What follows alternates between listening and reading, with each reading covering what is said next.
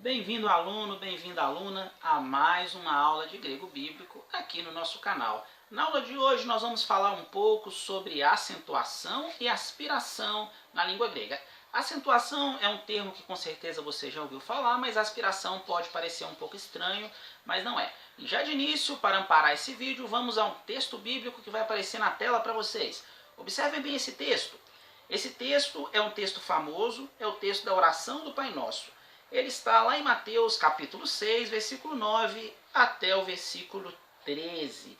Porém, nós vamos destacar apenas esses trechos aí que aparecem demarcados em verde para vocês. Você pode estar pensando assim, professor, não estou entendendo nada do que está escrito aí. Tudo isso é grego para mim. Pois é, mas até o final do nosso curso de grego bíblico, a intenção é que você entenda a maior parte dessas palavras e consiga fazer uma leitura e uma boa tradução. Quando nós falamos sobre acento na língua grega, se você observar essa primeira palavra que aparece aí, que é a palavra pai, que no grego está pater, essa palavra ela possui um acento. Na língua grega, nós temos três tipos de acentos. Nós temos o acento conhecido como acento agudo, que é semelhante ao acento agudo no português, a forma é a mesma, mas o objetivo é outro. Nós temos o acento conhecido como acento circunflexo, e além do acento agudo e do acento circunflexo, nós temos o acento grave, que a forma do acento grave vai ser parecida com o apóstrofo, porém não é a mesma coisa. Alguns falam que é parecido com a crase também, mas não é a mesma coisa e nem tem o mesmo objetivo. Então vamos prestar bastante atenção. Observem essa primeira palavra. Eu vou colocar ela em destaque para vocês, próximo a esse texto, do lado desse texto bíblico aí.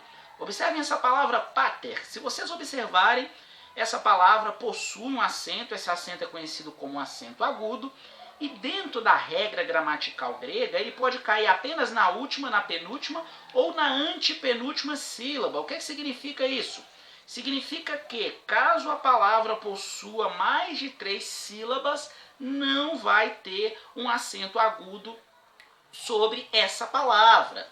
Agora, o que eu preciso entender? Todo e qualquer acento na língua grega, ele não modifica o som da palavra. É diferente do português. No português, um acento agudo e um acento circunflexo vai fazer uma modificação na tonalidade, na tonificação, a forma como eu pronuncio a palavra. Já no caso do grego, não. Serve apenas para indicar a sílaba tônica. Outra coisa que nós precisamos ter em observância quando nós falamos de acento, aí eu vou trazer uma outra palavra. Já trouxe a palavra pater, que é essa primeira palavra que aparece no texto bíblico.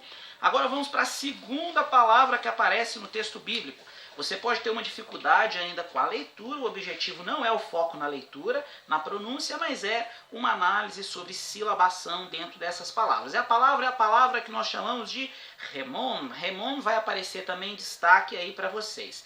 Essa palavra chamada, que é a palavra remon, significa de nós. Aí é só lembrar, Pai Nosso ou Pai de nós. O correto, quando nós traduzimos para o português, é usar o Pai Nosso como a maioria das Bíblias usam.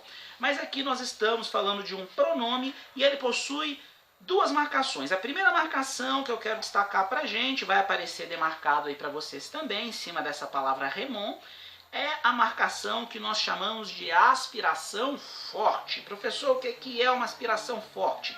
Aspiração forte é esse símbolo que aparece para vocês em cima da letra conhecida como eta, a vogal longa conhecida como eta, que nós aprendemos em aulas anteriores. Serve simplesmente para demarcar a forma como eu vou pronunciar. E quando eu vou fazer a transliteração, para indicar que é uma aspiração forte, que ela vai modificar sim a sonorização, muitas vezes é transliterado pelo H. O H aparece para mostrar que dá esse sonzinho de R. Então, remon. Além da aspiração conhecida como aspiração forte, nós temos a aspiração conhecida como aspiração branda, que está nessa palavrinha que nós chamamos ela de en, que também está nessa mesma linha desse texto bíblico. Vai aparecer ela em destaque para vocês. Nesse caso, já não modifica a pronúncia, eu não vou aspirar de forma forte, por isso nós chamamos de aspiração, é como eu pronuncio. Remon, eu já pronuncio como se tivesse um R antes. Já no caso de en, eu pronuncio apenas a sonorização da vogal, que é a vogal E. Nós temos ainda, nesse mesmo remon, uma outra demarcação, que é uma demarcação de acento, que é a demarcação que nós chamamos de circunflexo. Professor, para que serve o acento circunflexo? Assim como o acento agudo e também o acento grave é único e exclusivamente para demarcar qual é a sílaba forte ou qual é a sílaba tônica. Não vai modificar muita coisa na pronúncia, não. E para fechar, nós temos, além desse tipo de acento, um outro acento. Só que esse acento vai aparecer na linha de baixo desse texto bíblico. Como vocês podem observar, nós temos uma palavra que é agiasteto. Agiasteto seria seja santificado, está na voz passiva. Mais à frente nós vamos aprender sobre isso. É quando o sujeito sofre ação. E temos um artigo que é o to que está antes do onoma de nome. O to significa o nome como nome e o to como artigo. Observem que é um acento conhecido como acento grave. E esse acento grave não vai modificar em nada. Quando ele aparece, professor, ele aparece quando logo após ele vem uma palavra, e uma palavra que possui uma vogal. E essa vogal tenha uma demarcação também por acento. Ao invés de usar um acento agudo, utiliza-se um acento grave. Na próxima aula nós vamos falar sobre palavras proclíticas e palavras enclíticas. Aguardo vocês.